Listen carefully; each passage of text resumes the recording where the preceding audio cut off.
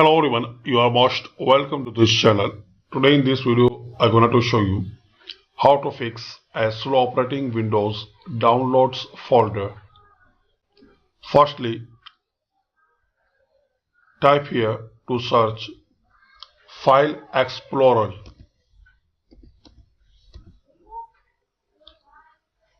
Now click this one. Now navigate download and click right button of your mouse and click on properties.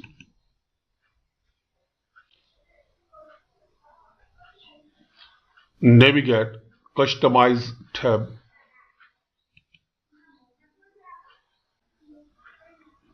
Now optimize this folder for. Click this down arrow and select journal items. Click on apply. Now click on OK. So by this simple method you can fix a slow opening Windows downloads folder.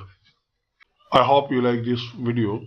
Don't forget to subscribe this channel. Thanks for watching this video again.